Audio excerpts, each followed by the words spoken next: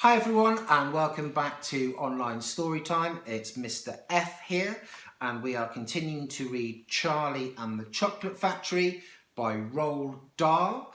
Please get your books ready to read along and we have got to chapter number 6. Chapter 6. The First Two Finders. The very next day, the first golden ticket was found. The finder was a boy called Augustus Gloop, and Mr. Bucket's evening newspaper carried a large picture of him on the front page. The picture showed a 9-year-old boy who was so enormous he looked as though he had been blown up with a powerful pump. Great folds of fat bulged out from every part of his body, and his face was like a monstrous ball of dough, with two small, greedy, curranty eyes peering out upon the world.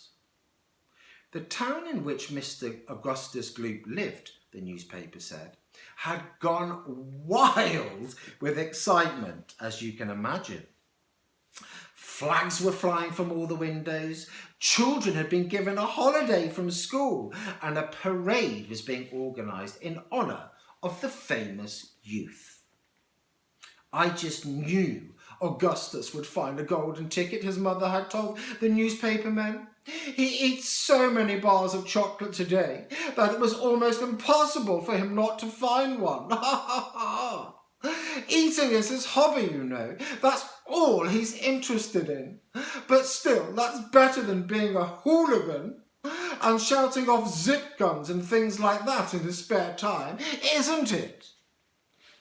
And what I always say is, he wouldn't go on eating like he does unless he needed nourishment. It's all vitamins anyway. What a thrill it will be for him to visit Mr. Wonka's marvellous factory. We're just as proud as anything. Oh, what a revolting woman, said Grandma Josephine. And what a repulsive boy, said Grandma Georgina. Only 4 golden tickets left, said Grandpa George. I wonder who will get those. And now the whole country, indeed the whole world, seemed suddenly to be caught up in a mad chocolate buying spree. Everybody searching frantically for those precious remaining tickets. Fully grown women were seen going into sweet shops and buying 10 Wonka bars at a time, then tearing off the wrappers on the spot and peering eagerly underneath for a glint of golden paper. Children were taking hammers and smashing their piggy banks and running to the shops with handfuls of money.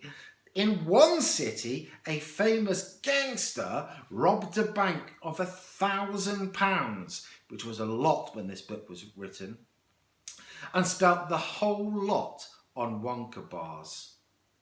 And when the police entered his house to arrest him, they found him sitting on the floor amidst mountains of chocolate, ripping off the wrappers with the blade of a long dagger. In far-off Russia, a woman called Charlotte Rousset claimed to have found the second ticket. But it turned out to be a clever fake. The famous English scientist, Professor Foulbody, invented a machine which would tell you at once, without opening the wrapper of a bar of chocolate, whether or not there was a golden ticket hidden underneath it. The machine had a mechanical arm that shot out with tremendous force and grabbed hold of anything that had the slightest bit of gold inside it.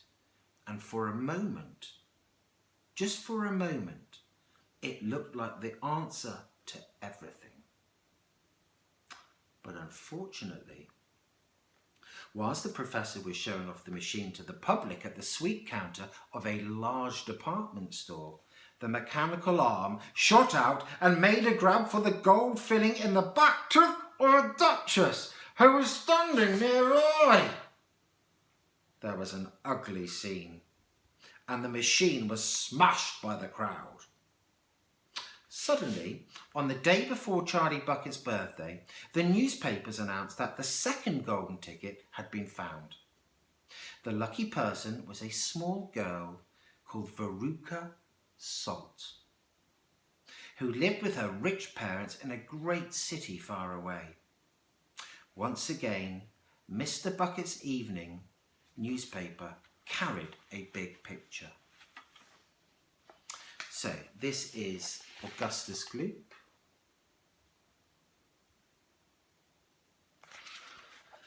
And this is Veruca Salt, which we're going to read about now.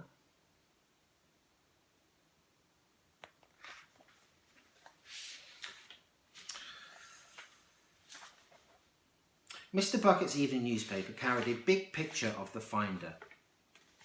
She was sitting between her beaming father and mother in the living room of their house, waving the golden ticket above her head and grinning from ear to ear.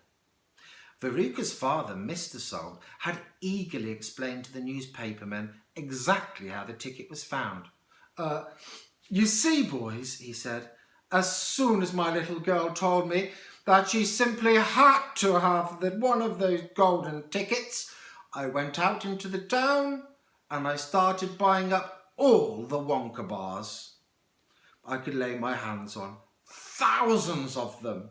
I must have bought hundreds of thousands. Then I had them loaded onto trucks and sent directly to my own factory.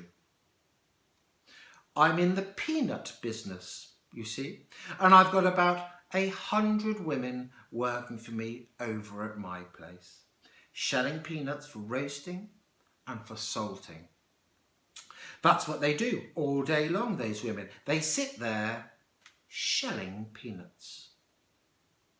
So I say to them, "Okay, girls," I say, "from now on you can stop shelling peanuts and start shelling the wrappers off these chocolate bars instead."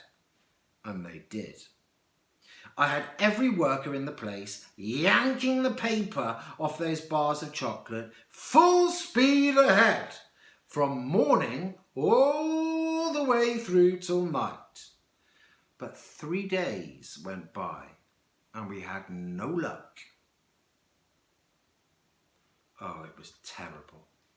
My poor little Veruca got more and more upset each day. And every time I went home, she would scream at me, "Where's my golden ticket? I want my golden ticket!"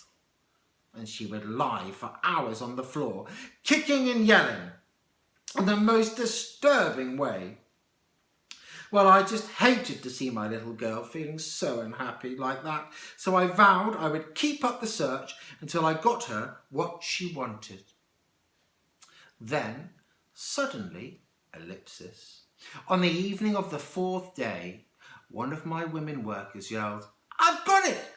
I've got it! I've got it! A golden ticket!" And I said, "Give it to me quick! Give it to me quick!" And she did. And I rushed it home and gave it to my darling Veruca. And now she's all smiles and we have a happy home once more.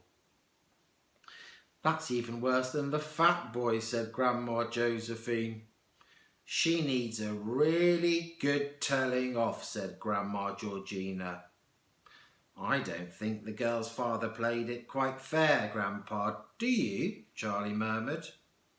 "He spoils her," Grandpa Joe said, "and no good can ever come from spoiling a child like that, Charlie. You mark my words." "Come to bed, my darling," said Charlie's mother. "Tomorrow is your birthday." "Don't forget that. So I expect you'll be up early to open your present." "A Wonka chocolate bar," cried Charlie. "It is a Wonka bar, isn't it, Mum? Isn't it?" "Yes, my love, his mother said. Of course it is. Oh, wouldn't it just be wonderful if I found the third golden ticket inside? Charlie said. Bring it here. When you get it, Grandpa Joe said, then we can all watch you taking off the wrapper. Thanks for listening again, everybody. We've now finished chapter number 6. So we'll be back tomorrow with a teacher friend of mine, Mr. L. Until then, stay safe, be kind, and keep smiling.